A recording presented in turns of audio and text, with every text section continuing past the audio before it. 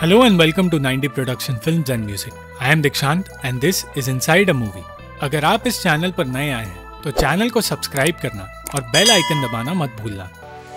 इस वीडियो में हम बात करेंगे 1970 की फिल्म अ स्वीडिश लव स्टोरी के बारे में, जो कहानी है दो टीनेजर्स पेर और अनिका की और उनके आसपास के उन रिश्तों की जिन पर उनका ध्यान कभी नहीं जाता और अपनी छोटी उम्र के प्यार में वो दोनों हर वक्त खोए रहते हैं।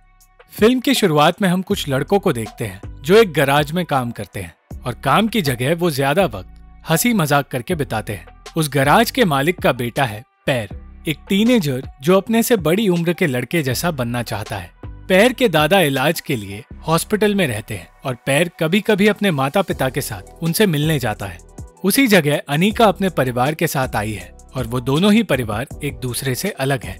एक तरफ अनिका का परिवार शांत स्वभाव का है तो दूसरी तरफ पेर के परिवार की बातें खत्म ही नहीं होती।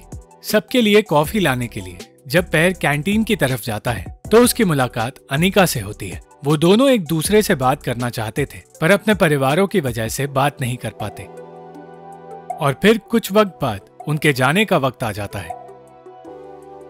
कुछ दिनों बाद अपने दोस्तों से मिलने के बाद जब पेर घर लौट रहा था तो उसकी नजर अनिका पर पड़ी और वो उसे देखने वहीं रुक गया। अनिका अपनी मासी एवा के साथ कुछ दिन रहने चली गई, जो इस बात से परेशान थी कि उसकी शादी नहीं हो रही और लोग उसे ताने मारने लगे हैं। दूसरी ओर पेर ने अपने दोस्तों की मदद से अनिका के घर का पता ढूंढ निकाला, पर अनिका के दोस्त पेर को अनिका के पास भी नहीं आने देते। कुछ दिनों बाद अनिका की दोस्त पेर के दोस्त से बात करने आई और तब अनिका और पेर ने एक दूसरे से दोस्ती की। जब एवा अनिका से मिलने आई तो उसे समझ आया कि अनिका का अब एक बॉयफ्रेंड है, पर उसने ये बात अनिका के माता पिता को नहीं बताई। अगले दिन जब वो पेर से मिलने एक क्लब गई तो पेर को वहां आने में देरी हो गई और इस बात से नाराज होकर अनिका ने उससे बात तक नहीं की। पर अगले दिन उसे अपने इस बर्ताव पर पछतावा होने लगा।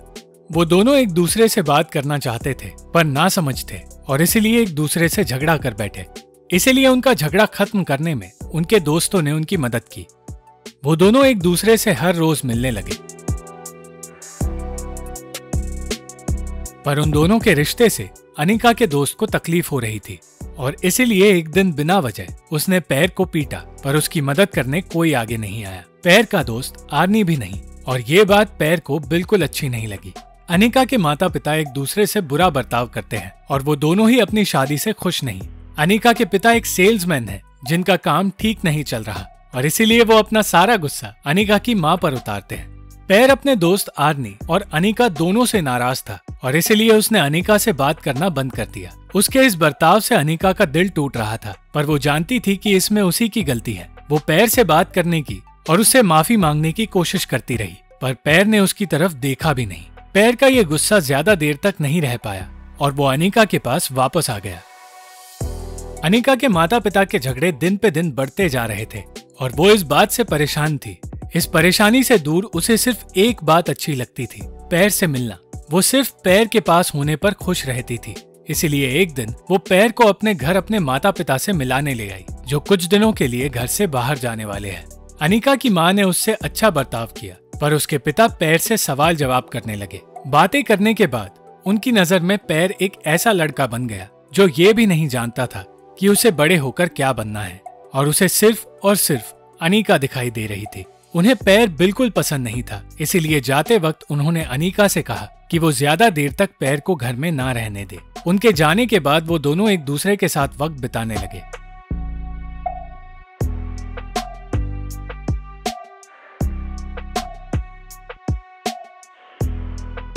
और सब कुछ भुलाकर सो गए। ठीक उस वक्त एवा अपने बॉयफ्रेंड से बचकर अपने घर में आना चाहती थी, क्योंकि वो उसे पीटता है, पर लाख कोशिशों के बाद भी वो घर में आ नहीं पाई। और कुछ वक्त बाद उसका बॉयफ्रेंड आकर उसे अपने साथ ले गया, जबकि वो उसके साथ जाना नहीं चाहती थी। अगली सुबह जब एवा अनिका से मिलने आई तो उसने पेर और अनिका को साथ देखा, पर अनिका जानती थी कि एवा उससे कुछ नहीं कहेगी। एवा ने अनिका से कहा कि वो नहीं जानती वो उस घर में क्यों आई है, और उसने अनिका को याद दिलाया कि वो अब भी सिर्फ 14 साल की है। एवा को उसका अकेलापन परेशान कर रहा था, इसलिए वो अनिका के साथ रहना चाहती थी। अनिका के माता पिता के आने के बाद वो लोग उसके पिता के एक इवेंट में गए, जहां अनिका जाना तो नहीं चाहती थी, पर जानती थी कि अगर वो वहां नहीं गई तो उसके पिता को लगेगा कि अनीका को उसके पिता की कोई फिक्र ही नहीं। वो एक ऐसे सेल्समैन है जो हर वक्त स्ट्रगल कर रहे हैं और इस परेशानी में वो हर वक्त शराब के नशे में रहते हैं, और इस इवेंट में भी वो शराब के नशे में ही थे। कुछ दिनों बाद पैर ने भी अपने पिता को अनीका के बारे में बता दिया और अनीका को अपने परिवार के साथ कुछ दिनों के लिए छुट्टी बिताने के लिए बुलाया। अनीका उनसे मिलने और छुट्टियां बिताने पैर के गांव गई और वहां पहुंचने पर अपनी माँ को ये बात बताकर अनीका पैर के साथ कुछ देर के लिए बाहर घूमने लगी। और फिर वो दोनों पैर के घर गए, जहां अनीका पहली बार पैर के माता पिता से मिली। पैर और अनीका हर वक्त एक दूसरे के साथ रहने लगे और पैर उसे आसपास की जगह दिखाने ले गया। उन दोनों के बीच सब ठीक चल रहा था और उन दोनों के ही माता पिता को इससे कोई तकलीफ नहीं थी। उस रात पैर के माता पिता को एक दूसरे से बातें करते देख अनीका को एहसास हुआ कि उसका परिवार उनसे कितना अलग है, और उसे पता चला कि एक नॉर्मल परिवार में रहना कैसा होता है। अगली शाम उन्होंने अपने घर एक पार्टी रखी, जहां अनीका के माता पिता और एवा को भी बुलाया गया, जो अपने अकेलेपन से परेशान होकर एक ऐसे आदमी के साथ रिलेशनशिप में आ गई जिसके साथ वो खुश नहीं है। और उन दोनों के परिवारों की एक दूसरे से मुलाकात हुई, पर अनीका के पिता को आने में देरी होने वाली थी। पार्टी में हर कोई एंजॉय कर रहा था और हंसी मजाक के माहौल में सब खुश थे। कुछ देर बाद वहां अनीका के पिता आए, जिन्होंने देखा कैसे बाकियों के साथ उनकी पत्नी भी खुश थी। इस बीच अचानक एवा को खुश देखकर उसके बॉयफ्रेंड ने उसे चुप करा दिया और अनीका के पिता के आने से अचानक माहौल थोड़ा बदल गया। एक तरफ अनीका और पैर पार्टी से निकलकर छिपकर एक दूसरे से मिल रहे थे, तो दूसरी तरफ अनीका के पिता का बर्ताव देखकर पैर के पिता को अजीब लगने लगा था। बातों बातों में वो पैर के पिता को ताने मारने लगे और ये एहसास दिलाने लगे कि वो अनीका के पिता से नीचे के स्टेटस के हैं और उनकी नजर में वो गरीब है। इस बदतमीजी से पैर के पिता को बुरा लग रहा था, पर वो अपने गुस्से को काबू में रखने की कोशिश कर रहे थे। कुछ वक्त बाद वो दोनों उस फ्रिज को घर में लेकर आए जो अनीका के पिता अपने साथ लाए थे, पर वो फ्रिज खराब था और ये जानकर अनीका के पिता गुस्से में आ गए।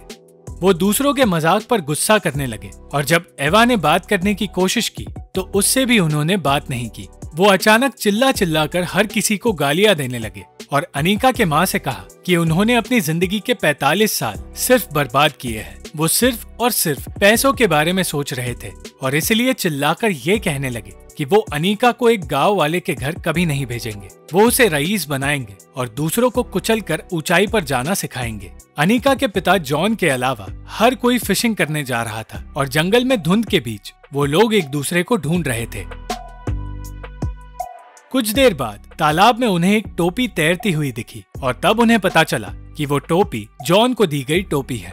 हर किसी को ये लगने लगा कि जॉन ने डिप्रेशन में आकर तालाब में अपनी जान दे दी है और सब उन्हें ढूंढने लगे, पर ये कोई नहीं जानता था कि जॉन की खोज में उनके साथ जॉन खुद भी था। वो भी उन लोगों के साथ अपने आप को ढूंढने में उनकी मदद कर रहा था। पर फिर जॉन पैर के पिता के पास आकर खड़ा हुआ और तब उनकी खोज एक अजीब तरीके से खत्म हुई। इस तरह एक अजीबोगरीब वीकेंड खत्म हुआ और वो सब अपनी अपनी जिंदगी में लौट गए और अनीका और पैर अब भी अपने आसपास हो रही चीजों से अनजान थे। उन्हें कुछ दिख रहा था तो सिर्फ अपना नया रिश्ता। और इस तरह पैर और अनीका की वजह से दो ऐसे परिवार एक दूसरे से जुड़ गए जो शायद एक दूसरे को कभी देखते भी नहीं। Thank you for watching the video. अगर आपको ये वीडियो पसंद आई तो लाइक, शेयर और कमेंट जरूर करना और चैनल को सब्सक्राइब करना मत भूलना।